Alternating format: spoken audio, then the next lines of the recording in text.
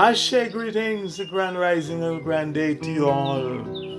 Once again, my fellow natural native earthly humans, and welcome to part 12 of another perspective, analysis, and interpretation of the very famous prose poem called Desiderata by the late Max Ehrmann.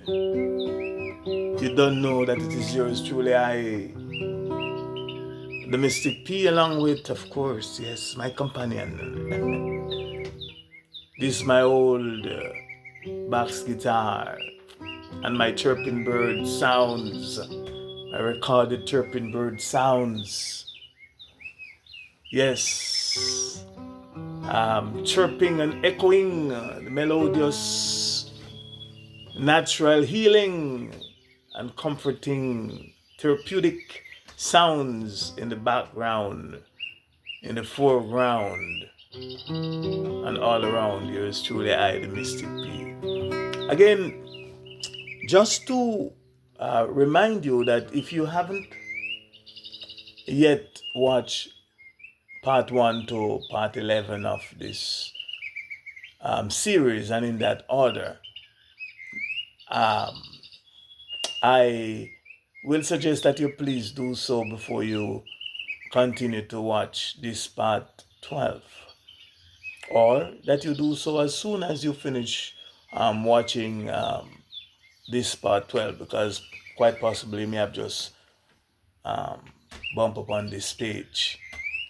I can almost guarantee you that if you watch from part 1 to part 12 in that sequential order, that you'll get a far more deeper understanding, and overstanding of the perspectives, of the interpretations and insights that I'm sharing. So thus far, from part 1 to part 11 of this series of my analysis, my interpretation, and my perspective of Desiderata, I think that I have clearly answered the following 15 or more what I consider to be very relevant questions. Namely, question number 1, I think I've answered that. What is Desiderata? Question number 2, what does the word Desiderata actually means? Question number 3, what are the things that are most desired in our world today? Number 4, who is or who was Max Ehrmann, the author of Desiderata? Number 5, what is a poem? I dealt with that. Number 6, what is a prose poem? I explained the difference. And number 7, what is meant by the word occult? Number 8, what is meant by the word mystic, and who is a mystic? Number 9, what is philosophy? Number 10, who is a philosopher? Number 11, what is the meaning of the word go? And I expound a lot on the word go. You'll remember that. Number 12, I answered the question, where is the Desiderata telling us to go? Number 13, what is the real world? What is the real world? Number 14, what is the meaning and definition of the words noise and haste? And number 15, and I answered and explained and gave multiple examples as to what is really, from my perspective, what is really and truly meant by the words noise and haste, or in all practicality, what does noise and haste truly represents here in Desiderata. So, with those 15 or more relevant questions answered, let me continue with my analysis and the sharing of my insights, my interpretations, and perspectives on this that I, the mystic philosopher, also personally consider to be a very profound piece of philosophical literature, a very profound document, a very profound prose poem, by beginning to focus on the word placidly.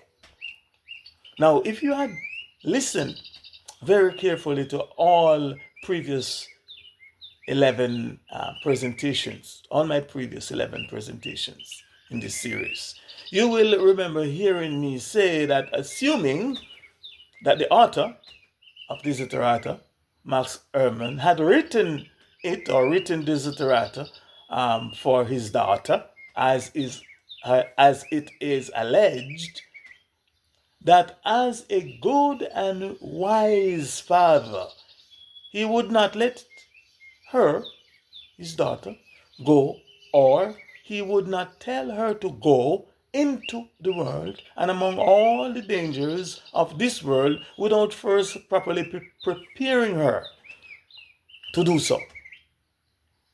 He would not have let her go without properly equipping her with the right advice, with the right instructions and information that is needed for her survival.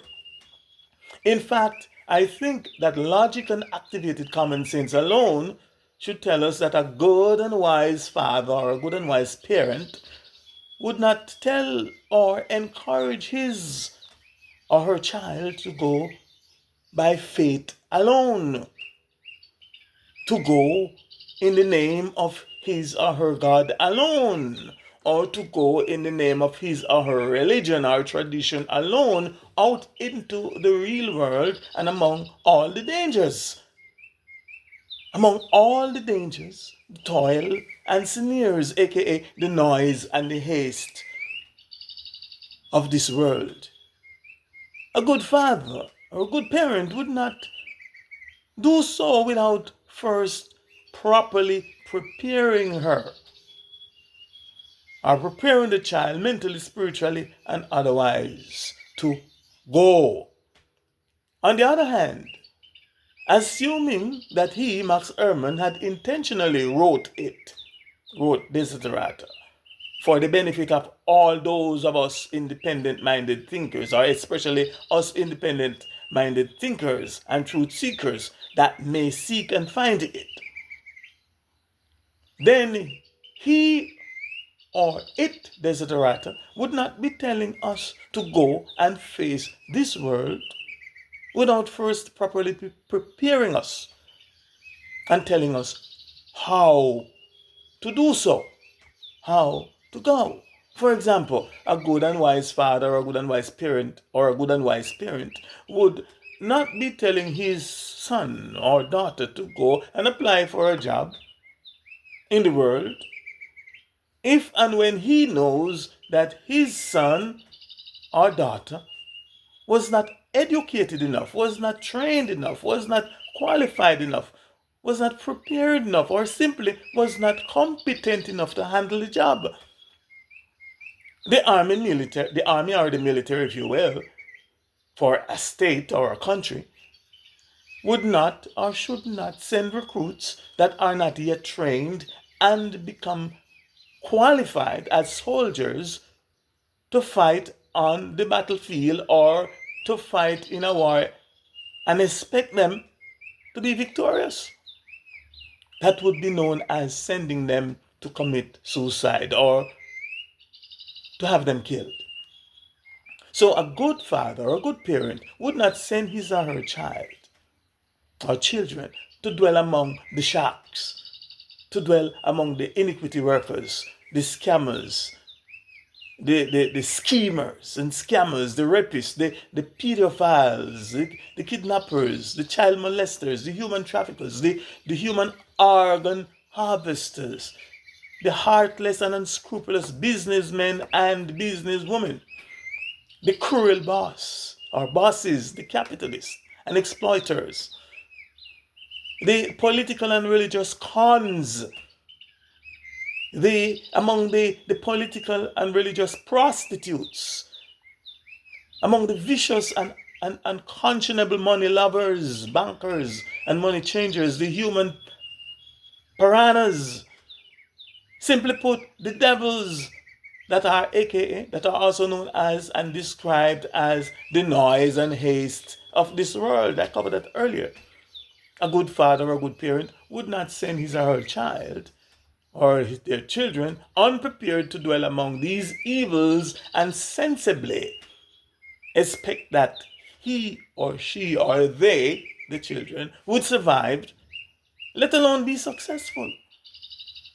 In other words, from my perspective, Desiderata is preparing, or at the very least, Desiderata is helping to prepare all of us that will read it, that will understand, and overstand it, to go and knowingly face the world. And yes, the real world. And so, before you go, or before we go, or before they go and face this, the real world, they must first acquire knowledge and understanding, so they, our children, may be able to exercise wise judgment, to exercise wisdom, if you will. Now, knowing the truth and the fact of what the real world meant by noise and haste, the question that one must ask, or the questions that we must ask, are as follows. Let me repeat that. Now, knowing the truth and the fact of what is really meant by noise and haste, the questions that one must ask, or the questions that we must ask, are as follows. And go how? How should I go? Or how do you go and face the world? And the answer that Desiderata provides is, here is how you should go. Here is how you must go. Go placidly. It bluntly and authoritatively gave us the answer. Or at the very least, it gives us an answer. Go placidly. Now, this will be the end of part 12 for today, in the interest of time. So please stay tuned to this channel, the Mystic P Acoustically, and join me again tomorrow for part 13, and that is if I am gifted with another day, and one in which I continue to experience in full joy, good health, abundant life, freedom, safety, peace of mind, and good relationships with people like you, all my listeners and well-wishers. Please join me tomorrow when and where I will continue to share with you some more of my perspectives, my analysis and insights and interpretation of stanza 1 of the Desiderata. And I quote, go placidly amid the noise and haste, and remember what peace there may be in silence. Unquote. In the meantime and between time, I ask that you please continue to think, meditate, and contemplate on the word placidly, the way you should go. And lively up yourself, full joy, and be more and more and more and much, much more. And definitely not be less. It is not my will that you be less, but that you be more and more and more. For I am the mystic philosopher. Ashe, Ashe, Ashe, I ascend.